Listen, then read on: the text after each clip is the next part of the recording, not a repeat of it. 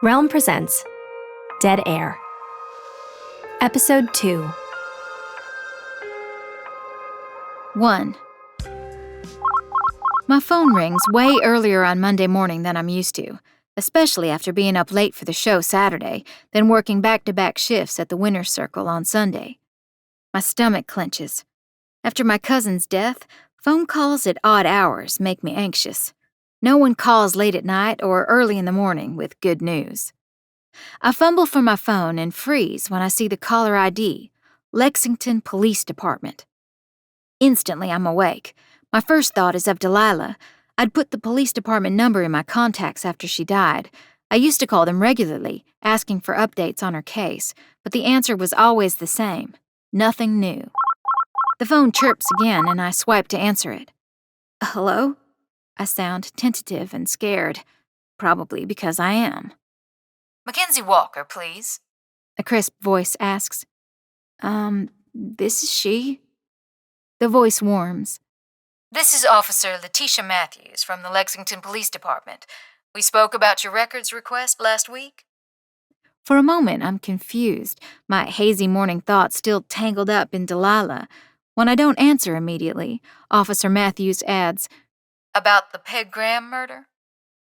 I almost laugh with relief, but realize at the last minute how inappropriate that would be. Right, of course, I stumble to answer. I feel like an idiot. I just wanted to let you know the first batch of files is ready. Officer Matthews continues. You seemed pretty eager, so I figured you wouldn't want to wait before diving in. I blink, surprised. That's great. My eyes fall on the box of horseshoes I'd dumped in the corner of my room on Saturday. There'd been no return address on the package, no way to track who'd sent it. Maybe it was meant to be a prank, but my gut still tells me it was meant as a warning. If I'm going to back down from the investigation, now would be the time. Officer Matthews mistakes my silence as hesitation. Unless you've changed your mind about looking into this. No, I tell her quickly. I think through my day, trying to remember what's on my schedule. Naturally, Mondays would be my most packed.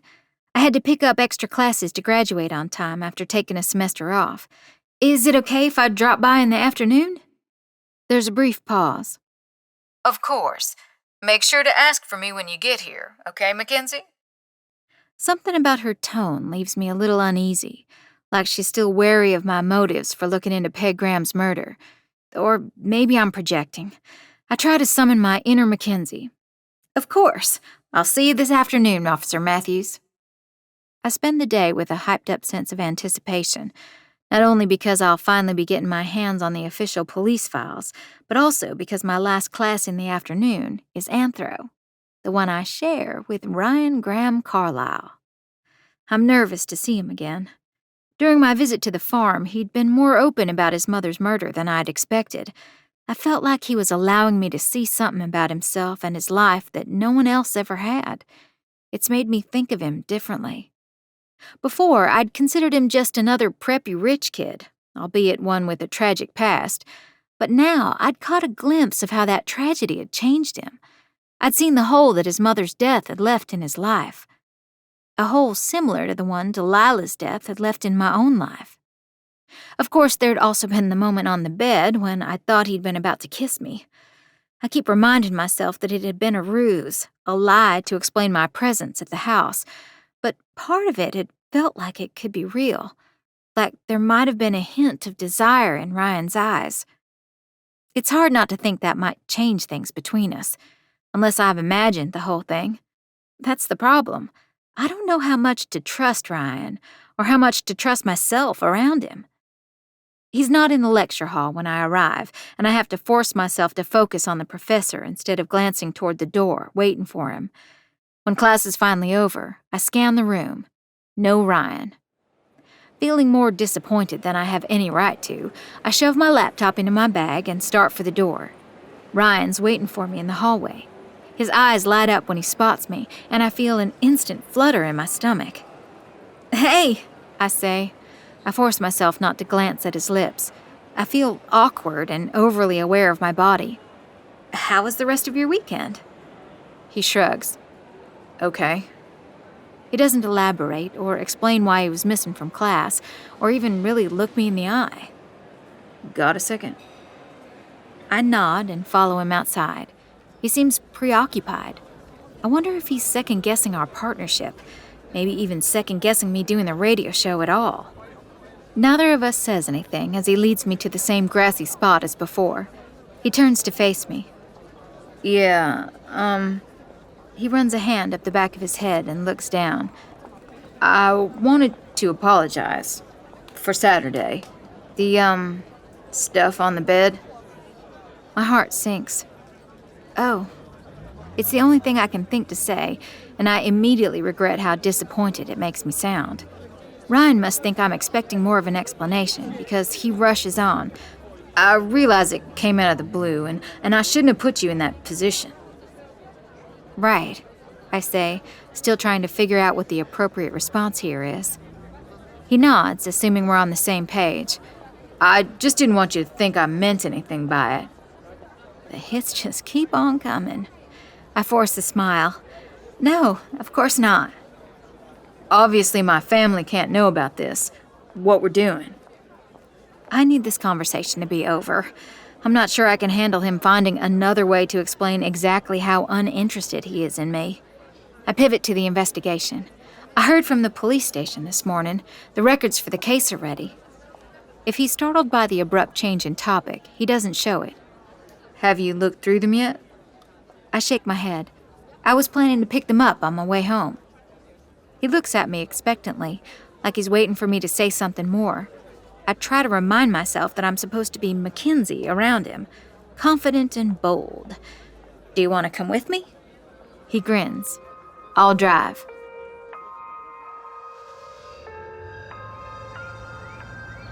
Two.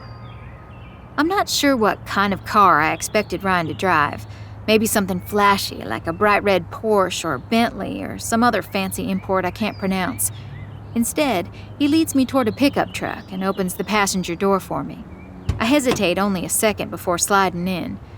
Sure, he's been nothing but nice to me so far, but nice guys can be murderers too.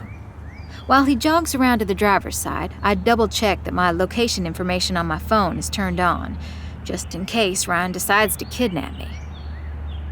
The dirt kicking the truck's wheel wells makes it look like it's put in some miles on the farm, but the inside is still luxurious. All leather seats and gleaming dash with high-tech displays. He slips behind the wheel and the car starts with a muffled purr. Soon we're on the road leading downtown. As usual, the lights aren't synchronized, so we hit every one. At the third, he drums his thumb against the steering wheel. I wonder if it's a nervous habit. So, Saturday, he starts, after we... He clears his throat, skipping over any mention of the two of us on his bed. When you were leaving, you said you thought we might be onto something? My cheeks flush again, and I look out the window so he won't notice. Right, I tell him. It's about the gunshot. All the articles claim that no one in the house heard it, including your nanny, Camilla. Except you think you did. Everyone tells me I'm wrong, he says. But yeah, I'm pretty sure I did. I turn to face him. Camilla said she didn't hear anything, but Saturday proved sound travels in your house. We were standing right outside your room when your dad came home, and we heard him pretty clearly, which means Camilla should have heard that gunshot. He frowns, considering this. What do you think that means? I'm not sure, but it's an inconsistency. And if there's anything I've learned from binging podcasts and TV about this stuff, it's that inconsistencies are always worth exploring. Especially when you add in that your nanny left the country, so her story couldn't be easily questioned. He's silent a moment. My father told me Camilla left for family reasons. There's a rawness to his voice that surprises me, a sadness. He glances out the side window, keeping his face turned from me so I can't read his expression. Now it's my turn to be silent. I realize how easy it's been for me to think of this case in abstract terms, like I'm working through a mystery on a TV show rather than in real life. To me, the nanny's disappearance was nothing more than a clue. To him, it had real-life consequences. I'm sorry, I tell them. That must have been difficult. His fingers tighten around the steering wheel, but he makes it obvious that he doesn't want to talk about it when he says, "So you think the police files will shed light on all of this?" I hesitate a beat. I guess we'll find out. As we drive down MLK, I check out the psychedelic Abe Lincoln mural that's several stories high. There's one parking spot on the street in front of the police station on Main Street, and of course, it opens up the moment Ryan turns a corner. He pulls into it smoothly. I wonder if all of life is like that for him. Paths clearing, doors opening, all because of his money and family name. He starts around the car to open my door, but I'm a fully functioning adult woman, capable of exiting the vehicle on my own. I meet him on the curb and lead the way into the station. Just inside the door, he hesitates slightly to get his bearings. I continue toward the front counter, enjoying for the moment that I'm the one with the expertise here. As before, the receptionist is on the phone, and she holds up a finger for me to wait before turning and snapping toward the bullpen. Officer Matthews looks up and smiles when she sees me. She grabs a banker's box from the floor behind her desk and places it on the counter between us. "Nice to see you again, Mackenzie. Been staying out of trouble, I hope." I laugh at the idea that I could ever come across as a troublemaker. She glances curiously toward Ryan, who has taken up position beside me. "This is Ryan," I say quickly before he can introduce himself using his full name. There's an awkward pause while she waits for me to say more, maybe explain who he is and why he's there with me, but I keep quiet. "Okay," she says at last. "As I said on the phone, this is the first batch of records you requested. This should actually be most everything. It wasn't a very extensive investigation because they were able to secure a confession so quickly. They're still looking through the archives to make sure they've produced everything. I'll give you a call if anything turns up." She pulls an invoice from the box and slides it across the counter. The copying charges come to $67.89. I try not to wince. It's more than I expected, even with the surcharge for the color copies and audio, but if I pick up a few extra shifts, I should be able to work it off. Beside me, Ryan reaches for his wallet. "Oh, I've got this," I tell him. "I'm the one who ordered them." He smoothly whips out a credit card. It's black and shimmers like it's made out of metal. "No." His response makes it clear he'll brook no argument. I think about his fancy truck outside and the castle of a house he lives in. There's probably $67.89 worth of loose change scattered around his father's bedroom. I decide I have absolutely no problem allowing him to pick up the bill for this. "Thank you," I tell him. He nods. After running the card, Officer Matthews glances at it as she passes it back with the receipt. "Sign here, Mr. She reads the name on the card and hesitates. "Graham Carlyle," she finishes. Her eyes cut to me. She does not appear pleased. "Can I speak with you a minute, Mackenzie? Alone?" She starts toward a hallway before I can answer. I follow. Once we're out of earshot, she spins to face me. "Ryan Graham Carlyle, as in the son of Margaret Graham, the murdered woman whose files you're picking up?" I instantly want to ramble off an apology and explain, like I'm a kid who's gotten in trouble, but I remind myself to act like Mackenzie, not Macy. As a citizen, I have a right to these files, and I don't have to explain myself. "Yes, that's Peg's son, Ryan." Officer Matthews waits for me to say more. When I don't, she shakes her head. "You confuse me, Mackenzie." My eyebrows shoot up. "I do?" "The first time you came in here, I pegged you for an earnest do-gooder type. Someone who was green but quick on the uptake and hopefully smart enough not to get in over her head." She narrows her eyes and crosses her arms. "But now you're here with the victim's son, and it makes me wonder if all of that before was only an act. If maybe you're more manipulative than I gave you credit for."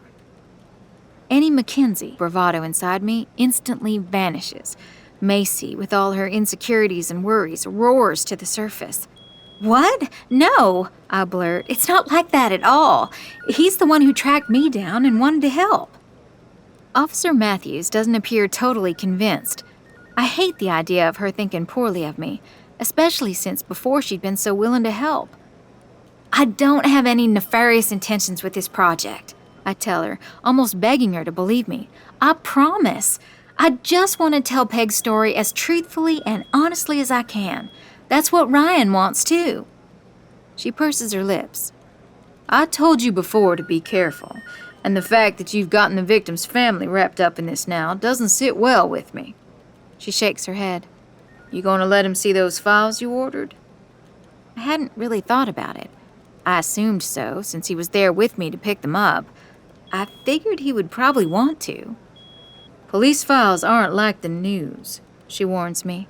We don't hold back just because it's gruesome or unsavory. You should think about that before getting him too involved. She pauses to let that sink in. She's right. It hadn't even occurred to me that the box waiting for me might contain things that Ryan wouldn't want to know about, wouldn't want to see. Like pictures of the crime scene, pictures of his dead mother, autopsy photos. I cringe. You're right. She hesitates a moment longer, then nods, apparently satisfied. I'm gonna keep my eye on you, Mackenzie. She retreats back down the hallway and returns to her desk. I take a moment to gather myself before plastering a smile on my face and following. Ryan slides the box off the counter as I approach. Everything okay? Sure. She wanted to make sure I wasn't planning on doing anything stupid. It's not a lie, it's just not the whole truth either. When we get outside, Ryan sets the box on top of the car and turns to face me. Where to now? I'm about to suggest my apartment, but the words catch in my throat. I think about the tiny beige box I live in, the exact opposite of a castle-inspired mountain on a hill overlooking hundreds of acres of rolling horse farm. My entire apartment is probably smaller than his father's bedroom. The carpet is worn, the linoleum in the kitchen peeling in the corners. Our coffee table was salvaged from the street on trash day and is held together with duct tape. There's no way I can invite him back there. Officer Matthews' warning replays in my head. You know, maybe I should look through everything first, on my own, just in case there's something you don't want to know. A flicker of disappointment crosses his face. You sure? Yeah, I have my show tomorrow, and I've got to start getting ready for that. Which is true, but also an excuse.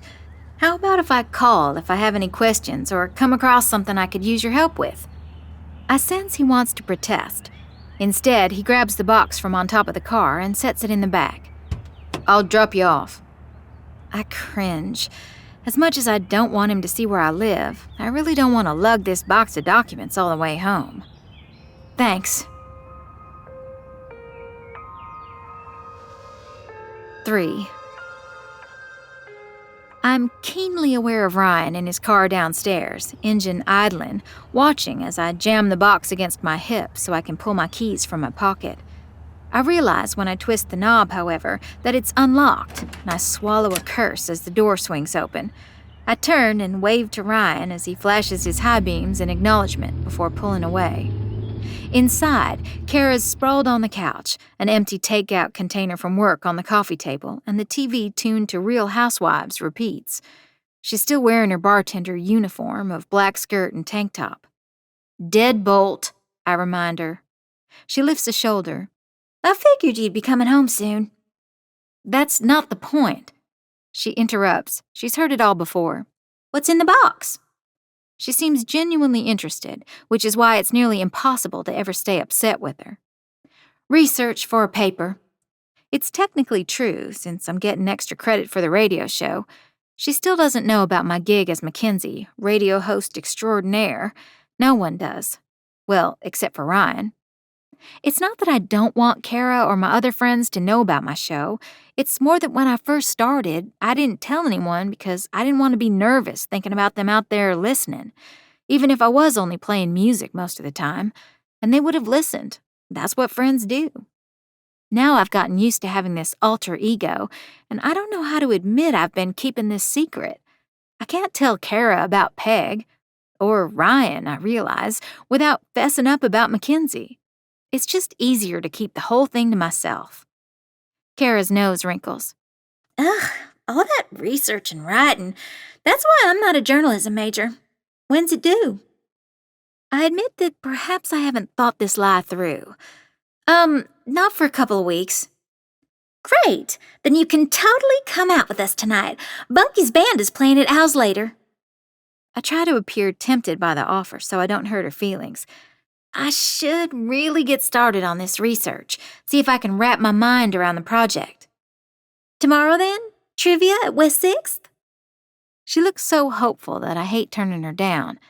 Maybe. We'll see how far I get with things tonight. She knows that means no. She flops back on the couch. You're no fun.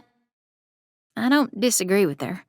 I wonder if I used to be more fun before Delilah died. I honestly can't remember. 4. A couple hours later, I have the contents of the box spread around me on my bed. Delving into the police files makes this entire endeavor feel more real. Anyone can research online and read newspaper articles, but only a select few have ever seen what's in these folders. It gives me an odd feeling of power and responsibility. For a case that was resolved so quickly with a confession, there's still a surprising amount of paperwork, probably because of the high-profile nature of the murder. I haven't dived too deeply into any of it, just glanced at the folders and reports and organized them so that I can get my bearings. One stack contains the police reports, another witness statements, which include a USB key labeled audio. A third holds piles of investigator notes. The last pile's the one that gives me the most pause: crime scene photos.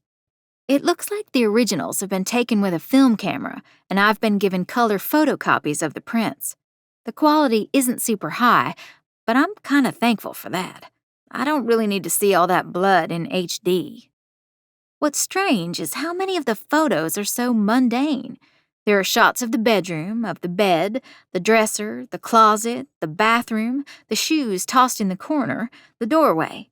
You would never know, looking at them, that a murdered woman lay inches beyond the crop of the photo.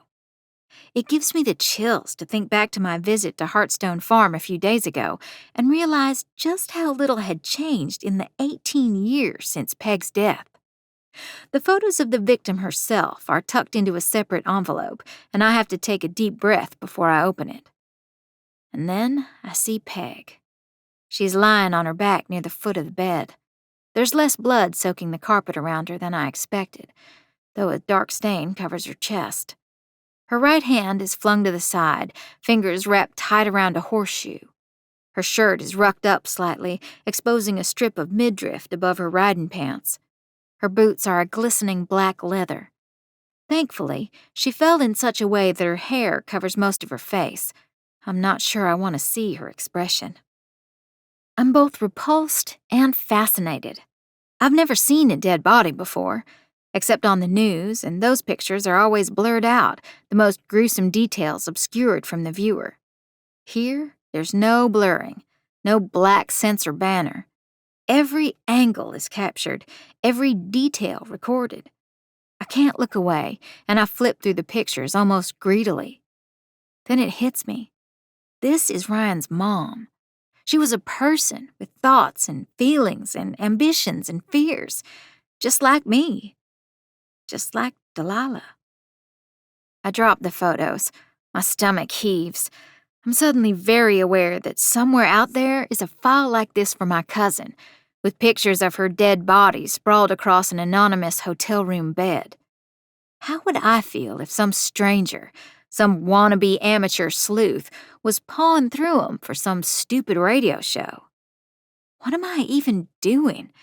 What right do I have to look into Peg Graham's murder? I'm not a journalist. I'm not a detective. I'm just a college kid with a skill for Googling. I almost consider swiping the entire police file back into the banker's box. I even pick up my phone to text Ryan that it's over. I never should have stuck my nose into this. Whoever called me at the station to say that maybe someone other than Brandon McDonald murdered Peg was probably making a prank call. But before I can pull up Ryan's contact information, my phone buzzes, startling me. A notification announcing a new email from Google Alerts. Frowning, I open it. It's a list of results referencing dead air. I forgot that I set up an alert for the show. Until now, I've never gotten a single hit. but it looks like people have already found the broadcasts on the radio station's website and have started listening in. I click on the first link and it takes me to a Reddit board dedicated to dead air. There are already dozens of posts. My eyes go wide. No way, I breathe. This feels momentous, important, like I've actually made it. I mean, my radio show has its very own dedicated Reddit board, just like Making a Murderer, Accused, and Dirty John. I laugh, giddy. People are actually listening. I have fans. And suddenly, all my hesitations about pursuing the investigation vanish. I have an audience now. I don't want to let them down. I'm about to text Ryan to tell him about this new development when I notice the title of one of the threads halfway down the page. Topic: The husband totally did it. Duh. Cringing, I click the link and read the thread. Fuck you. You know the husband totally did it. It's always the husband. Scholar dude. Good point. A recent article in The Atlantic said that half of all murdered women are killed by their spouse or boyfriend. It was based off a study run by the CDC. Serial fan. Don't they already have a confession in this case? From some guy who worked on the farm. The newspaper said he was in love with the woman, so it was probably him. Fuck you. Serial. Thank you for proving my point. If she was knocking boots with a farmhand, that's even more reason the husband did it. With art thou. Except the husband had an alibi, so he's innocent. 18 hands. My best friend lives in Kentucky, and she said she knew all about the Graham Carlisle family. Apparently, all the money in the family was from Peg's side. Dick's family used to have money, but their accounts had run pretty dry until she came around. Fuck you. There you go. Dude couldn't divorce her, or else he'd have to scale back on that posh lifestyle. Like I said, totally the killer. Scholar dude. I did a Google image search of the guy, and there are a ton of pictures of him at all sorts of galas and fancy events. He has a different woman on his arm every time. Total philanderer. I decide that perhaps I shouldn't send this link to Ryan after all.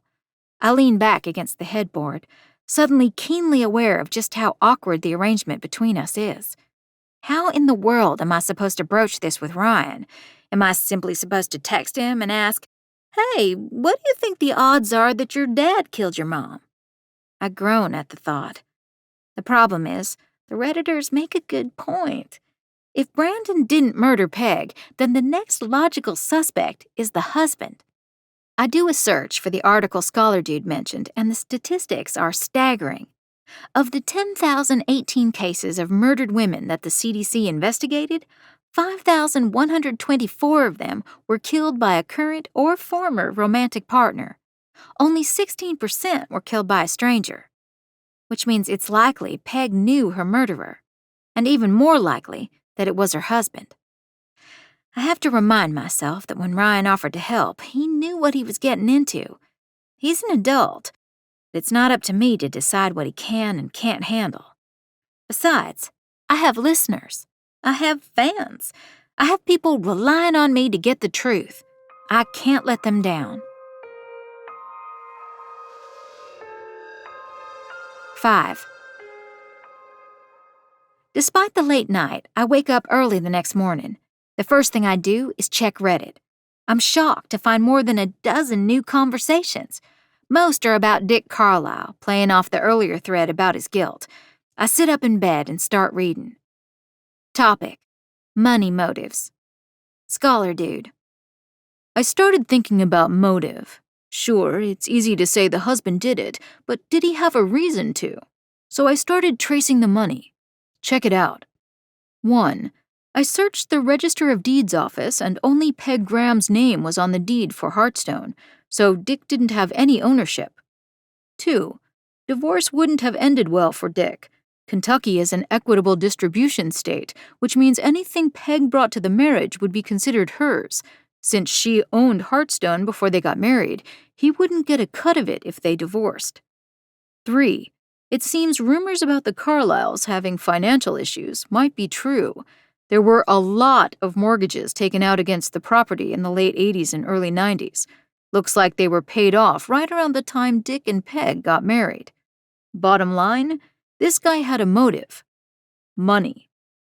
Serial fan. Nice job, scholar dude. But what about the horses and all of that?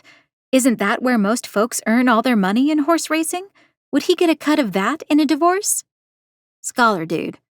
Hard to tell, Serial. The land is definitely hers before the marriage, but you raise a good point, re the horses. They make a killing in stud fees. I found an article that mentions one of Hearthstone's current stallions, Warrior's Heart, has a breeding fee of $200,000. That horse is a descendant of Champion's Heart, who could have been purchased by Peg before she was married. So if she brought that horse to the marriage, Dick wouldn't get a cut in a divorce. The question is how that would apply to the horse's offspring. With art thou? If you'd done your research, you'd know that Dick got nothing after Peg died. Everything went to their kid. Therefore, no motive. Fuck you.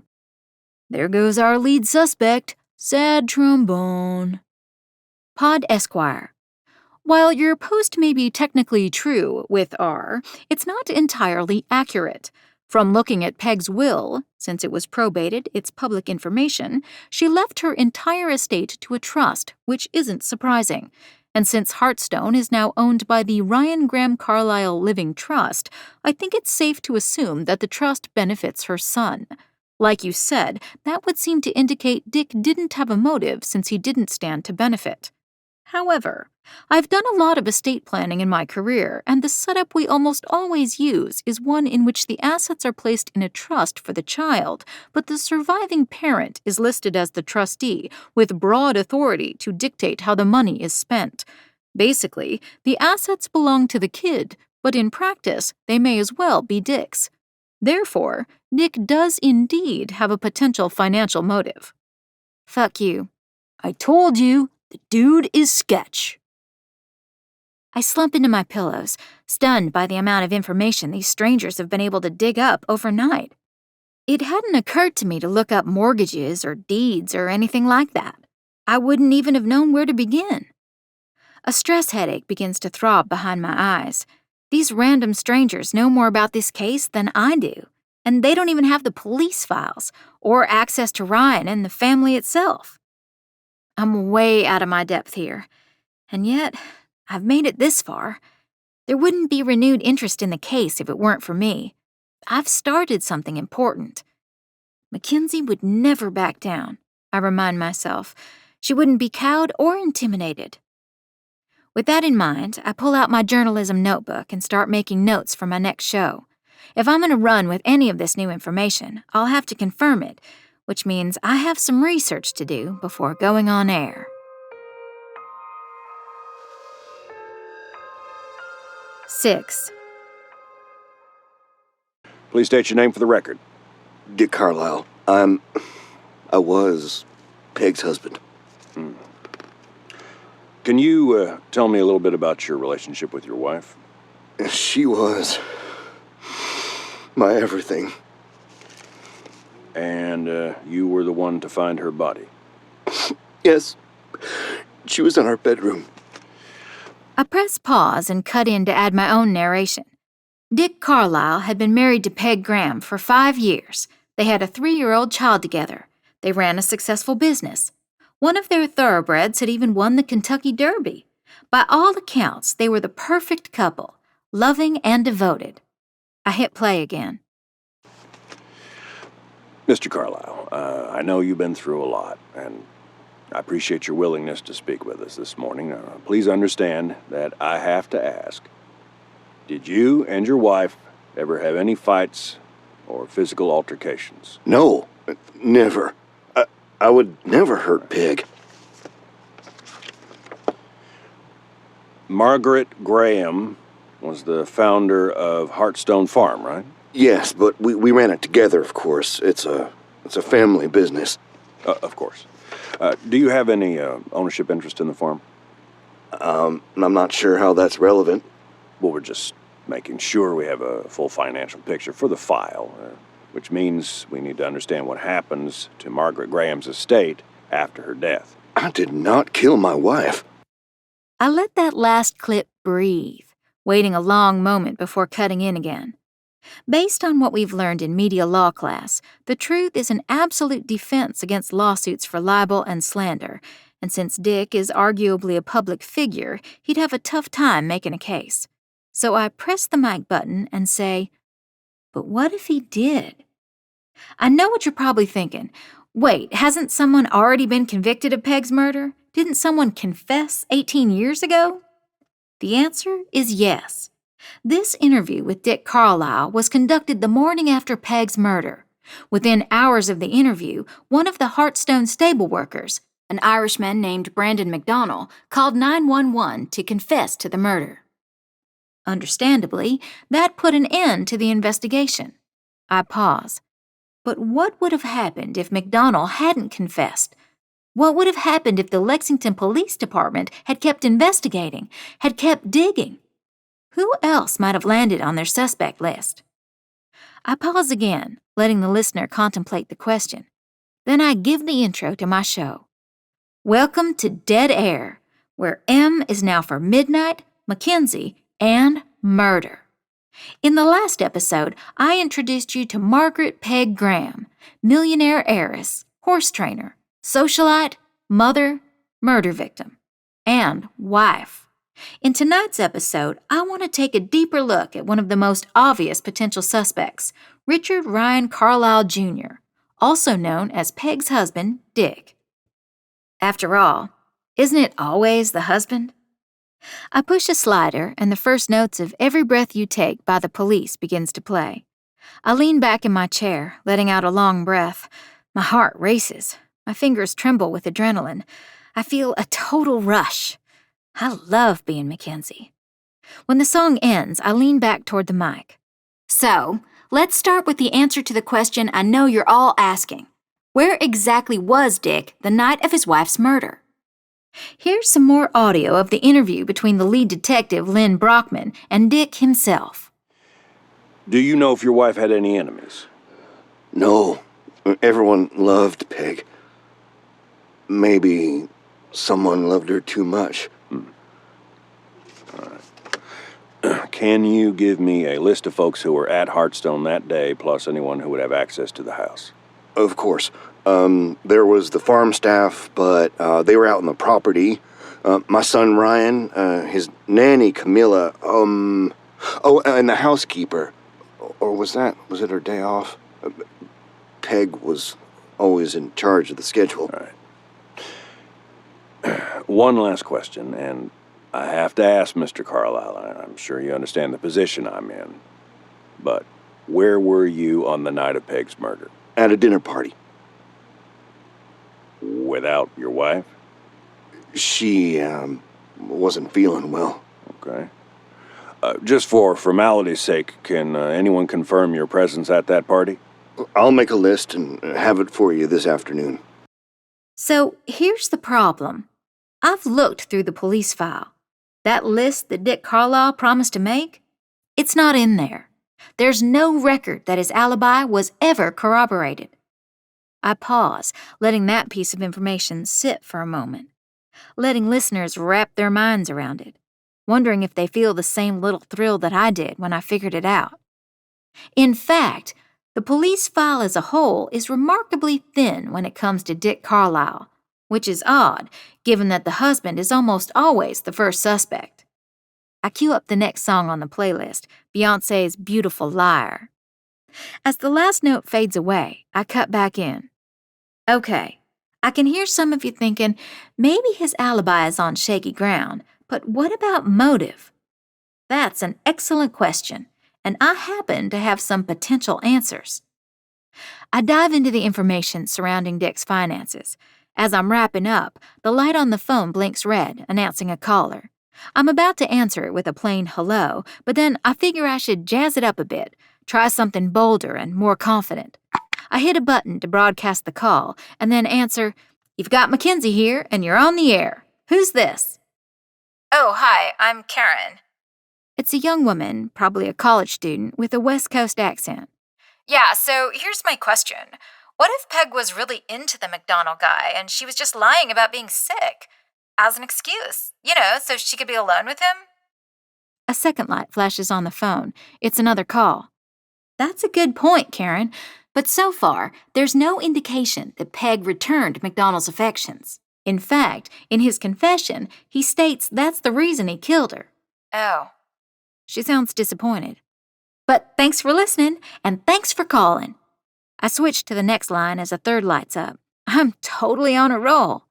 You've got Mackenzie. Who's this? It's the fart brigade again. Grow up, I tell them before hanging up and answering the third. Mackenzie here, and you're on the air. Nothing but breathing. Something about it sounds menacing. A shiver trails down my back. I have the sudden urge to look over my shoulder, but of course no one is there. I'm alone in the tiny booth. Still, I feel like I'm being watched. Swallowing hard, I hang up. Then I get angry. If this was meant to be a threat, it failed. I refuse to let a stupid prank call scare me or throw me off. Shaking my head to focus, I click the mic. I'm glad to know you're all breathless to hear what happens next. I force a chuckle. To find out, join me on the next Dead Air, when we'll be taking a deeper look at the world of horse racing Peg was so passionate about, and whether there were any people in that world who could have wanted her dead. Maybe the husband did it, or maybe it was someone else. We're just starting our search for the truth. Thank you for listening, and until next time, keep breathing. I close the show with No Reins by Rascal Flatts. As it plays, I check in with Reddit.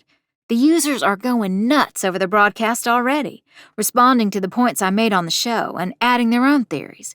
The instant feedback is amazing. I feel like a goddess. I'm totally on top of the world. Until I walk outside and find Ryan waiting for me by the station door. 7. Instantly, my stomach knots. Mackenzie withers inside me, and I'm suddenly Macy again, all awkwardness and nerves. Despite the lights dotting the parking lot, Ryan's face is cast in shadow, and it's impossible to read his expression. I'm guessing he's upset. Why else would he drive down here at 1 a.m? I mentally kick myself. I should have seen this coming. What did I expect? I just insinuated that his father is a murderer on a public broadcast. I'm sorry, I say, sputtering an apology before he can say a word. I should have warned you. I cringe, or maybe not pushed it so far. He says nothing. Ugh, I want the ground to swallow me. I'm really sorry, I say again, just to fill the awful silence. Ryan hesitates, looks down at his feet. Do you think he's a suspect? I tread carefully. I think there are some unanswered questions. He nods, but keeps frowning at the ground. Fair enough. I take a breath, summon Mackenzie, and add, so that makes him a suspect. He remains infuriatingly quiet. Do you want me to take him off the table as a suspect? I ask. Or anyone else? Ryan takes a long time to answer. Finally, he shakes his head. No. He looks me in the eye when he says it. Despite the darkness, the emotions swarming inside him are obvious. I can't imagine thinking something like that about one of my parents, that they could have the capacity for murder. But then again, I can't imagine dealing with my mother being murdered, and then to find out that your other parent killed them? I think we have to follow every possibility, he says. Except for you, I say, trying to inject some levity into the conversation. The corner of his mouth tips into a smile. My stomach clenches again, but this time for a different reason. He really is a beautiful human being. Even in darkness, the night cuts shadows beneath his cheekbones. It's tremendously unfair. I realize that I'm staring at his lips, and that he notices I'm doing it. I drag my eyes away from his mouth. Okay, then. My awkwardness knows no bounds. Right, he says. I guess we'll focus on your father as a suspect for now, I say, at the exact same moment that he says, come to the Derby with me. Clearly, I must have misheard him. Huh? He clears his throat. The Derby. Kentucky Derby. It's this weekend. I don't know how to respond, so I don't. Is he asking me out? After I've basically accused his father of murder? You'll be my... He hesitates and shuffles his feet. I hold my breath, hopeful that he's about to say date. guest. He finishes instead. So that would be a no on him asking me out. For research. He continues. His eyes meet mine and bounce away again. Research, I echo. Like you said in your show, to understand my mom, you have to understand racing. And the best way to understand racing is to experience it. Plus, you'll get to see my dad in action, he adds, for investigative purposes. Well, at least he's taken great pains to make very clear that this is definitely not a date. Though on the upside, he obviously listened to my entire show, since the bit about his mom was one of the very last things I said. Okay. I feel like I should have a more elaborate answer, but I'm still somewhat confused by the turn of events. He's obviously expecting me to say more, so I add, sounds like fun. I realize once the words are out of my mouth that I've just said that investigating his father for his mother's murder will be fun. Great. Well done, Macy. I didn't mean fun. I mean interesting, educational, elucidating, and I'll need to be back in time for Saturday night's show. This is going downhill fast. You know what? I should probably get home. It's late. I think I might have given him conversational whiplash. He seems a bit thrown, and it takes him a moment to recover. Oh, okay. I'll walk you to your car. It's right here. I point to my Toyota. We've been standing next to it the entire time. Oh. He reaches for the driver's side door, but it's locked. He tries the handle again and frowns when it doesn't open. Because my car is old and doesn't have keyless entry or even a fob for remote entry, I hold up my keys. I'm old-fashioned. I unlock the car and swing open the door. Then I turn to face him. There's another awkward silence. Ryan shoves his hands in his pockets and rocks back slightly on his heels. Then, I guess, good night. I want to imagine there's a note of disappointment in his voice, but I'm fairly certain I'm not that lucky. Night, I tell him. I slip behind the wheel and try not to feel self-conscious as I start the car and back out. When I turn out of the parking lot, I glance in the rearview mirror. Ryan is still standing in the same place, beside an empty parking spot, watching me drive away. I find the deadbolt locked when I get to the apartment, which means Kara must still be at work. Good. Suddenly I have something very, very important to research, and I don't want to waste time with small talk. I go straight to my room and pull out my laptop. I open a browser and type, "What to wear to the Kentucky Derby," into the search bar. The page fills with images of svelte young women with shiny straight hair wearing bright pastel dresses and elaborate hats. The men wear garish coats and sherbet-colored pants. I glance to my closet. I own 2 dresses, and they're both black. Groaning, I fall back on the bed. What have I gotten myself into? 8. I'm woken up late the next morning by my phone ringing. The ID on the screen, Lexington Police Department. I answer before it rings a second time. Hello? It's Officer Matthews. Just calling to make sure you're staying out of trouble. She says it in a friendly way, even though I know there's a serious bent to the question. I smile. I am. Good. Also, I wanted to let you know that we have another piece of the Peg Graham file for you. Sorry it wasn't included in the first batch. It was apparently misfiled, and the archives department recently recovered it. I'll have it ready for you at the front desk if you want to drop by. I glance at the clock. If I leave now, I can swing by the station and still have time to grab lunch before class this afternoon. I'm on my way. I quickly shower, grab my bag, and lock up the apartment. I look longingly at my car, but since parking is such a nightmare, I decide to walk instead. The Kentucky Theater's old-fashioned marquee says there's a Rocky Horror midnight showing scheduled soon. It's one of their classic events. A flash of doing the time warp with Delilah when we were in high school, the first time we went to see it, hits me. It's not uncomfortably hot yet, so I'm not sweating too terribly by the time I arrive at the station.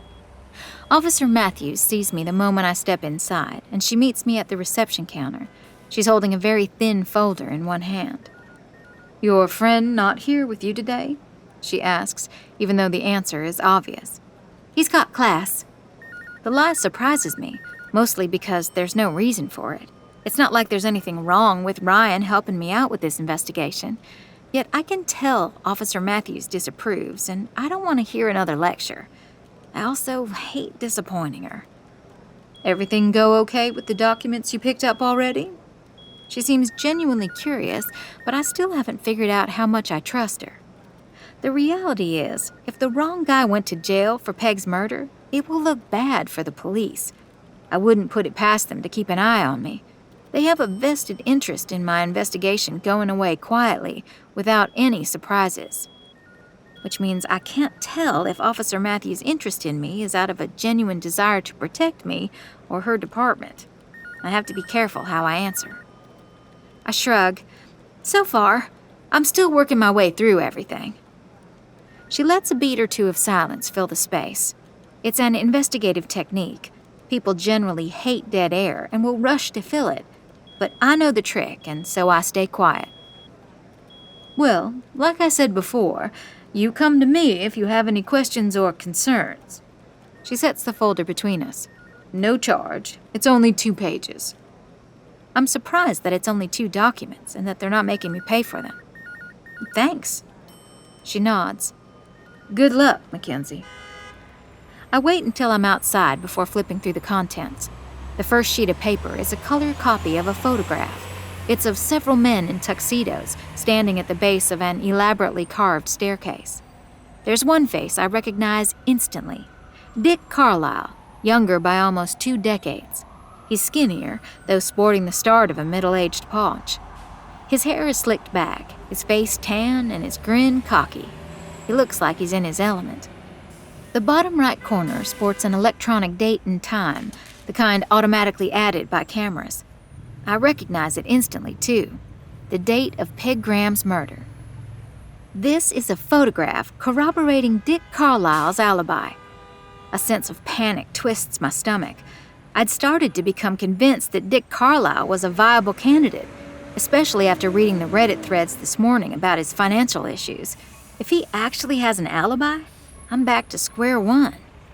Only worse, because now I've potentially accused an innocent widower of murdering his wife. I take a closer look at the photo. Maybe it's fake or doctored. There's nothing proving it's real. But then I flip to the second page in the file. It's a police report signed by Officer Lynn Brockman. It's short and succinct. I interviewed Charles Barone, who confirmed that he was with Dick Carlisle at a dinner party on the night of Margaret Graham's murder. As proof, he provided this photo, which was taken at that event. The following individuals were also in attendance at the party and corroborated this information. I scan the list of names. None of them jump out at me. That's it then. My entire theory of the case blown out of the water. Dick Carlisle had a real ironclad alibi the night of Peg's murder. There's even photographic evidence. I slumped against the wall. I should have known it wouldn't be that easy. But hey, at least that means Ryan's father isn't a murderer. I'm sure that will be a relief for him. I pull out my phone to text him, but decide at the last minute that this might be the kind of information that's better to relay in person. Instead, I text, "Got some new info on the case. You free to meet up before class?" His response is almost immediate. Sure thing. I was just headed to lunch. Meet me at Pozzo's? I text him a thumbs up and take off toward campus. He's waiting for me outside the restaurant and smiles as I approach. Anything interesting? He asks, nodding at the file.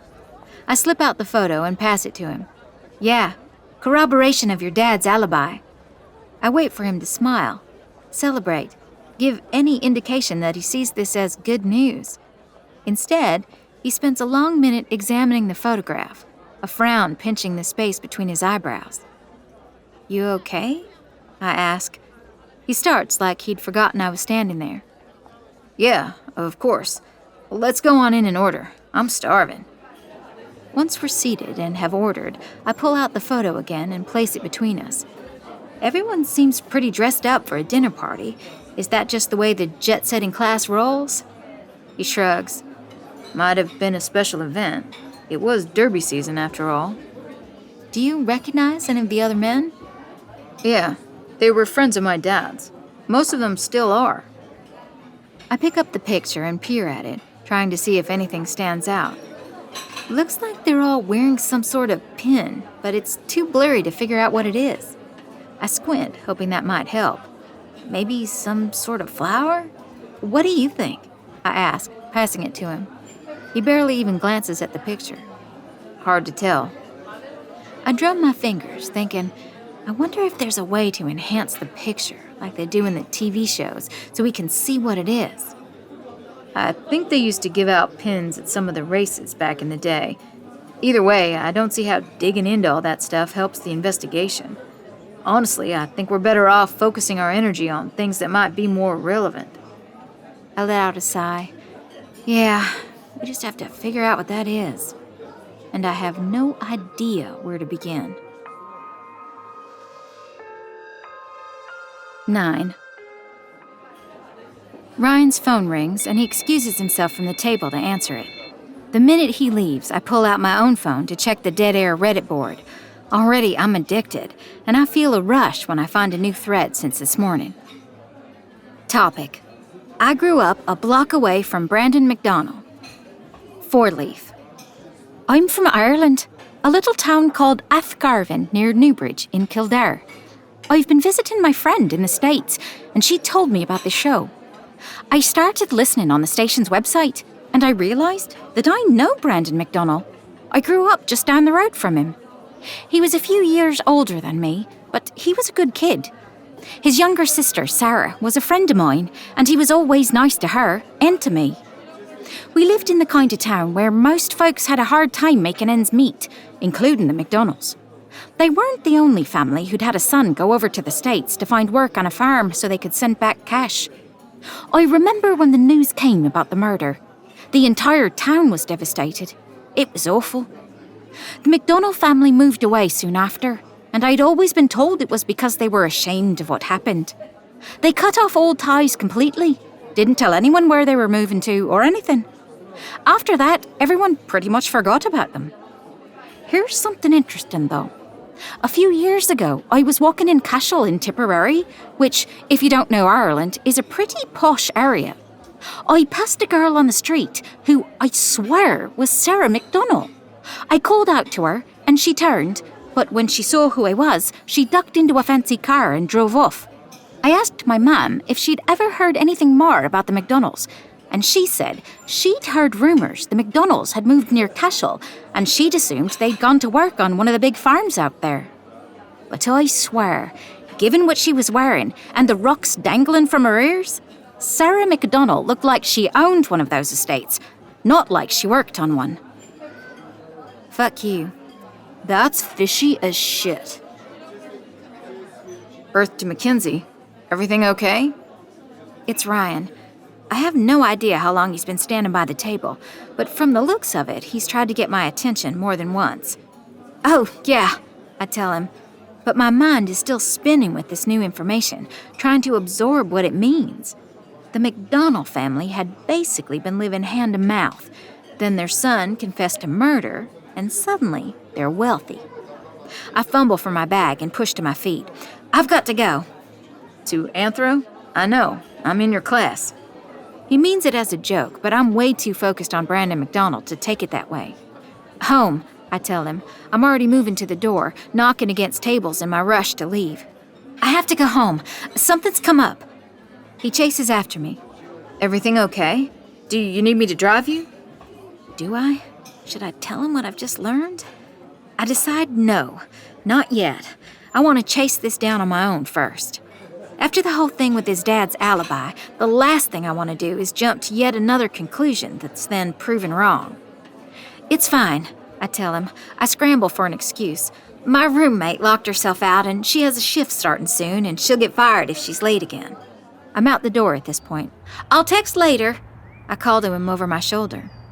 I race home and am thankful to find Kara gone. I go straight to my room and drag the banker's box of files out from under my bed. I paw through them, looking for any information I can find on Brandon McDonald. My heart hammers against my ribs, my hands shaking with the adrenaline rush. One of the reports has a contact number for Anne and Fergus MacDonald in Ireland, and I call it, not even caring what it will mean for my phone bill. Of course, it's a disconnected number. It's been 18 years, and if Four Leaf is right about the MacDonald family, they've moved since then. So I go online. I search for every single Fergus MacDonald I can find. I trace addresses using Google Maps to see if any of them are located near Cashel. One is a massive estate, exactly like Four Leaf described. I call it. A woman with a thick Irish accent answers. Hello? I realize I haven't thought this through at all. I have no idea what to say. I stall for time. Hi. Hello. Is this the MacDonald residence? It is. The question is whether this is the right MacDonald residence. Is this Anne MacDonald? There's a slight pause. Yes, it is. I smile, knowing it will make my voice sound friendlier, hoping it will sell my lie. Hi, you probably don't remember me, but my name is Genevieve Hendricks from Athgarven. I make it sound like a question, so I come across as more unassuming. From Athgarven? She sounds skeptical. Of course she does, because I clearly don't have an Irish accent. I cringe at the mistake and quickly try to come up with a cover story. Right. My family moved over from the States a year or two before you moved away. We weren't there long before returning home. Dad's job and all. I realize I'm rambling. Anyway, I'm taking a trip over there this summer and have been trying to track down old friends from back in the day and was hoping you could put me in touch with Sarah. This time there's a longer pause, and I press my case a little harder. There's a whole group of us trying to arrange a little reunion of sorts, and we'd really love for her to come. I cringe, waiting to see if she buys it. Apparently, she does. Would you like to leave your number so I can pass it along to her? For a moment, I consider leaving my actual cell phone number, but then I chicken out. As much as I'd love to interview Brandon's sister, there's no way I could maintain the lie, and once she knows who I really am, she'll probably never trust me. No thanks. I'll try calling back later. Thanks. I quickly hang up and immediately break out in a celebratory dance. I just confirmed that I found the right MacDonald family and that they're now living in a massive estate near Cashel, which means that at some point since Peg's murder, they came into a ton of money. The question is, how? A quick Google search rules out the lottery. Maybe they had a wealthy relative die, leaving everything to them. But then why all the secrecy? Why leave town and cut off all ties? Which leaves a third, potentially explosive option. Maybe Brandon's family was paid off after he confessed. Maybe he was paid off to confess. And if that's the case, it means he didn't commit the murder. Someone else did. Someone with a lot of money. I laugh out loud. This could be it, I realize. I could have broken this case open. Me, mild Macy Walker. I could be the one to prove that Brandon is innocent. I could be the one to actually find justice for Peg. Just think how many people would tune into my show then. The Reddit board will explode. Then I catch sight of myself in the mirror over my dresser. My cheeks are flushed, eyes bright with excitement. I'm smiling crazily like I've won a game show. And I realize that I'm dancing around the room, actively hoping that an innocent man lied about committing murder and allowed himself to be locked away for life. I feel like I've been splashed with cold water. The energy drains from my limbs, and I slump onto the edge of my bed. I've gotten so wrapped up in the show, in trying to unravel this case, that I've allowed myself to forget these are real people. There's a real woman dead. A real son who grew up without a mom. There's a real man behind bars who might have lied about committing murder. Which means there's a real killer who might still be out there. Someone with the money and resources to convince a poor Irish kid to destroy his life to help his family. Someone who has spent the last 18 years thinking they've gotten away with murder. Someone who has every incentive to stop my investigation. But I won't let them. I'm Mackenzie Walker, and I intend to find out the truth. You're listening to Dead Air by Carrie Ryan, starring Lynn Norris, produced by Realm, your portal to another world. Realm, listen away.